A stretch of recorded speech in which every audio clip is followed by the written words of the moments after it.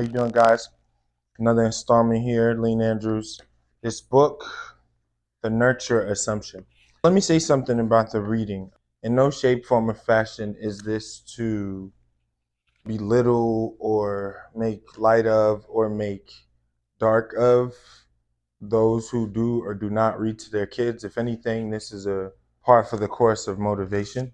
I'm going to continue to place these videos within my video folders, playlists, whatnot, because I don't know who likes them and who gets inspired by them. But hopefully this one will benefit from it. Without further ado, The Nurture Assumption, Why Children Turn Out the Way They Do. This is another book. I was at a college and I just purchased it. It was old, it was on sale, whatever. So I just purchased it, and we're on the Nurture is not the same as environment chapter. Nurture is not the same as environment chapter. The actual idea is turning the wild baby into a solid citizen. So we'll start from there, right? Right. Here we go. Stop. Do not touch the mic for any belligerent or malicious reason. You sit back and we listen. Escúchame. Sit. Sentar. Sentar. Empadres. Brazo. Relajate, solo relajate. Developmentalists who specialize in doing the kind of research I just described are called socialization researchers. Socialization is the process by which a wild baby is turned into a domesticated creature ready to take its place in the society in which it was reared. Individuals who have been socialized can speak the language spoken by the other members of their society. They behave appropriately, possess the requisite skills, and hold the prevailing beliefs. According to the Nurture Assumption, socialization is something that parents do to children. Socialization researchers study how the parents do it and how well they do it, as judged by how well the children turn out. Mama, relax. Socialization researchers believe in the nurture assumptions. As I said at the beginning, I used to believe in it too, on the basis of that belief, I co-authored 3 editions of a textbook on child development. I had begun work without a co-author this time on a new development textbook when something happened to make me abandon the project. For years, I had been feeling a vague discomfort about the quality of the data in socialization research. For years, I had avoided thinking about observations that didn't fit neatly into the story my publishers expected me to tell my readers. One day I suddenly found I no longer believed that story. Here are 3 observations that bothered me. First observation, when I was a graduate student, I lived in a rooming housing barrack in Cambridge, Massachusetts. It was owned by a Russian couple who, along with 3 children, occupied the ground floor to the house. The parents spoke Russian to each other and to their children. Their English was poor and they spoke it with a thick Russian accent, but the children, who ranged in age from 5 to 9, spoke perfectly acceptable English with no accent at all. And that is, they had the same Boston, Cambridge accent as the other kids in the neighborhood. Oh, yeah. They looked like the other kids in the neighborhood too. There was something foreign looking about the parents. I wasn't sure if it was their clothing, their gestures, facial expressions, or what, but the children didn't look foreign. They looked like the ordinary American kids. It puzzled me. Obviously, babies don't learn how to speak on their own. Obviously, they learn their language from their parents. But the language those children spoke was not the language they had learned from their parents. Even the 5-year-old was a more competent speaker of English than her mother. Second observation. This one has to do with children reared in England. It came to my attention, thanks to my weakness for British mystery novels, that generations of upper-class British males were reared in a way that didn't make sense in terms of nurture assumption. The son of wealthy, no. Cuando dije no, significa no. Second observation, this one has to do with children reared in England. It came to my attention, thanks to my weakness for British mystery novels, that generations of upper-class British males were reared in a way that doesn't make sense in terms of nurture assumption. The son of wealthy British parents spent most of his first 8 years in the company of a nanny, a governess, and perhaps a sibling or 2. He spent little time with his mother and even less with his father, whose attitude toward children was typically that they should not be heard and, if possible, not be seen either. At the age of 8, the boy was sent off to a boarding school and remained at school for the next 10 years, coming home for only the holidays and vacations. And yet, when he emerged from Eton or Harrow, he was ready to take his place in the world of British gentlemen. He did not talk or act like his nanny or governess or even like his teachers at Eton or Harrow. Not in a malicious way. Stop. No, you did it. That was malicious. Pause for the cause. Pause for the cause. And yet, when he emerged from Eton or Harrow, he was indeed ready to take his place in the world of British gentlemen. He did not talk, act like his nanny or governess, or even act like his teachers at Eton or Harrow. In his upper class accent, his upper class demeanor, he bore a close resemblance to his father, a father who had virtually nothing to do with him or his upbringing. Third observation, many developmental psychologists assume that children learn how they are expected to behave by observing and imitating their parents, particularly the parent of the same sex. This assumption, too, is a legacy from Freudian theory. Freud believed that the resolution of the Oedipal or Electra complex leads to identification with the same-sex parent and consequently to the formation of superego. Little children who have not yet made it through the sturm and drang of the Oedipal period cannot be expected to behave properly because they have not yet acquired a superego. Selma Freyberg, a child psychologist whose books were popular in the 1950s, accepted the Freudian story of socialization. She used the following anecdote to illustrate how children behave during the iffy period when they've learned what they're not supposed to do, but can't quite keep themselves from doing it. Right now, your hand is on the sofa. De mano es on el sofá. You're safe there. No, no, no. Not touch any of the cameras. I'm trusting you. Do not touch la mesa. No. Only that is fine. Third observation. Many developmental psychologists assume that children learn how they are expected to behave. I think I read that. Yes. Selma Freyberg, a child psychologist whose books were popular in the 1950s, accepted the Freudian story of socialization. She used the following anecdote to illustrate how children behave during the iffy period when they've learned what they're not supposed to do but can't quite keep themselves from doing it. 30-month-old Julia finds herself alone in the kitchen while her mother is on the telephone. A bowl of eggs. No. Good. Sit down. Do something else. A bowl of eggs is on the table. An urge is experienced by Julia to make scrambled eggs. When Julia's mother returns to the kitchen, she finds her daughter cheerfully plopping eggs on the linoleum and scolding herself sharply for each plop. No, no, no, mustn't do it. No, no, no, mustn't do it. Freyberg attributed Julia's lapse to the fact that she had not yet acquired a superego, presumably because she had not yet identified with her mother. But look closely at what Julia was doing with her mother what Julia was doing when her mother came back and caught her egg-handed. She was making scrambled eggs and she was yelling, no, no, no.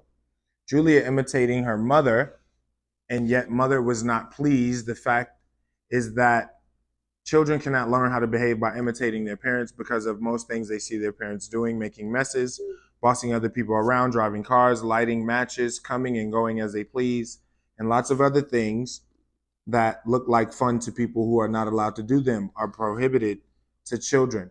From the child's point of view, socialization in the early years consists mainly of learning that you're not supposed to behave like your parents.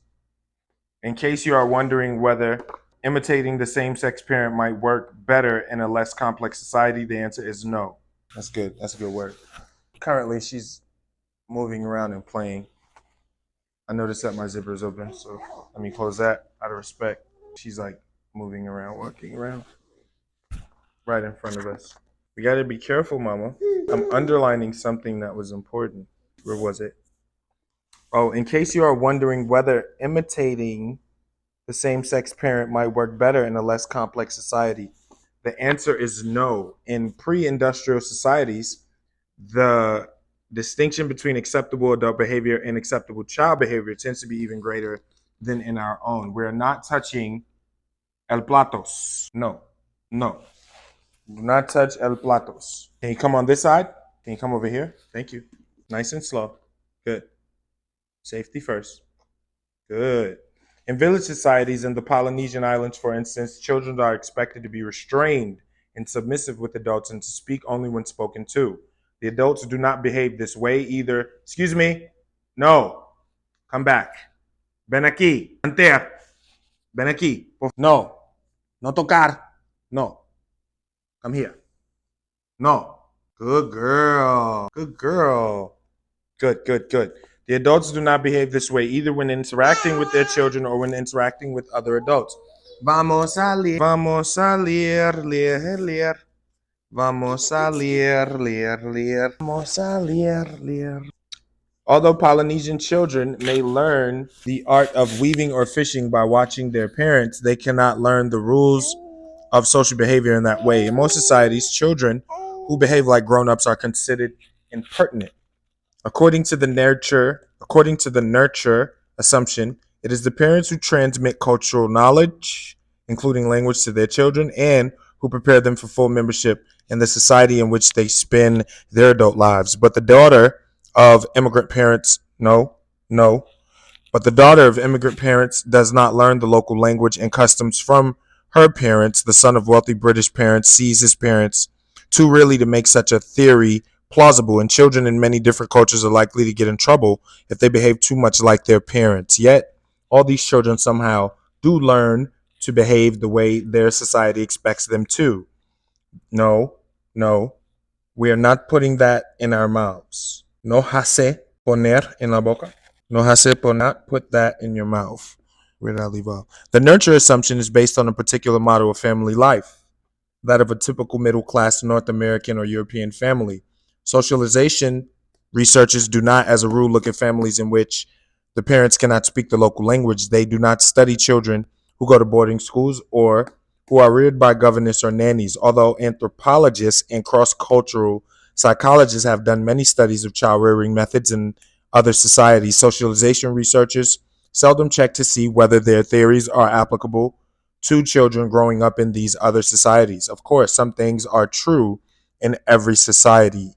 In every society, babies are born, helpless and ignorant and need other people to take care of them. In every society, babies must learn the local language and customs and and form, we're done here. No, you're not listening. And form working relationships with other members of their household. They must learn that the world has rules and they cannot do whatever they feel like doing. This learning has begun very early at a time when they are still completing or completely dependent on their adult caregivers. I'll read that again. In every society, babies must learn the local language and customs and form working relationships with the other members of their households. They must learn that the world has rules and they cannot do whatever they feel like doing. This learning has to begin very early at a time when they are still completely dependent on their adult caregivers. There is no question that the adult caregivers play an important role in the baby's life.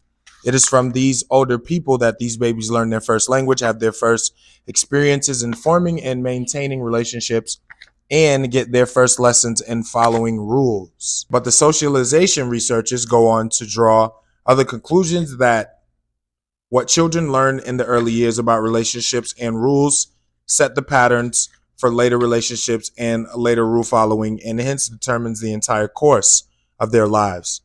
I used to think so too. I still believe that children need to learn about their relationships or learn about relationships and rules. Have respect for the author. I used to think so too. I still believe that children need to learn about relationships and rules in their early years.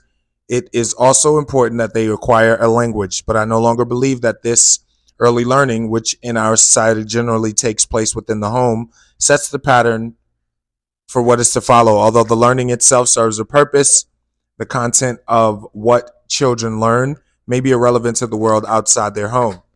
They may cast it off when they step outside as easily as the dorky sweater their mother made them to wear. Is that the end of the chapter? What's up? You done? Or you wanna? What you gonna do? You wanna read some of your books? Do we have one? Okay, let's read potty. Let's read our sponsor for the day, shall we? Time to Use the Potty, a potty training book for boys and girls. This is a boy. This is a girl. We're living in a politically correct society. So we're going to say this is a human being with male biology. And this is a human being with female biology.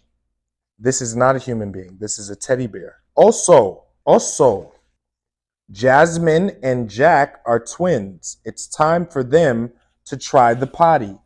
You have a potty. Your potty is in the room, right? Potty. The potty is not yours. Or excuse me, the potty is not for your toys. The potty is not for your toys. The potty is not a toy. The potty is not for your toys. And the potty is not a toy. Two things at once. It's time for them to start wearing underpants. It's time for them to start wearing underpants. They have underpants and they have potties. They are very nice and useful. But those underpants are not for Teddy.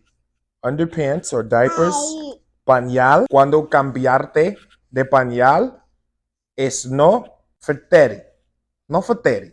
Jasmine doesn't want to sit on the potty. She thinks she might get stuck. You will not get stuck on the potty. When you sit on the potty, you're able to relax and relieve yourself. But one day, Jasmine does sit and she does not get stuck, right? Look, Jasmine's sitting and she's not stuck on the potty. This potty is colored red, rojo. De colores es rojo. Pero tú potty es blanco, white. But one day, Jasmine does sit and she does not get stuck. I know, I'm sorry. But one day, Jack puts one foot in one hole and then the other foot in the other hole. Jack likes the underpants or diapers. Jack doesn't want to wear his underpants. He isn't sure which foot goes where. That's Teddy. Teddy. Ooh, you're yawning. Muy cansado, mami? One day, Jack pulls down his underpants and sits on the potty to urine or pee. Smart. Mom gives Jack a sticker, a reward. Reward. See, this does not happen when Jasmine has a pee in her diaper. Notice this is the first time they use the word diaper. The other times it was underpants, diaper, pañal, underpants. What do we do after a pee? We flush. That's not in the book. We wipe away the pee, we dump it in the toilet, and we flush it away. We use sopa en el agua. What is it? Lavandar nuestro mano. We use soap and water to wash our hands. Sure do. One day, Jasmine pulls down her underpants and sits on her potty. She really wants a sticker. Aw, so proud. You trying to get that knowledge? Aw, so proud. Jasmine feels something. Jasmine has a poop on the potty. Look at Jasmine go. Poop on the potty. Poop on the potty. After we drink and eat, we potty. We use toilet paper to wipe your bottom from front to back. Or we use wipes. Forever wipes, man. Hi, Mom. Say hi. Hi. Look. Say hi. There you go. We use toilet paper or wipes from bottom to wipe your bottom from front to back. See, we dump the poop in the toilet and flush it away. We use soap and water to wash our hands. After a while, Jasmine and Jack start to know when they need to go. Eventually, you'll know when you need to go. When your stomach starts to feel all bubbly and gubbly and tubbly and mumbly, you gotta go. But sometimes the potty is just too far away, and sometimes there are accidents. Don't worry. Accidents happen. That's okay. Accidents happen. And we try again, and we try again, and we try again. The next time, we get it. Right? With fresh, new underpants. The journey from diaper to potty to underpants can be tricky. Join Jasmine, Jack, and Teddy as they learn together and have lots of fun along the way. Hey, guys. It's always a pleasure to read with you, read for you, read through you. Thank you for indulging my daughter and I. Run it up, because that's what we get here. Education, exercise, enthusiasm. It's me. It's you. It's us. Good girl. Ready to walk?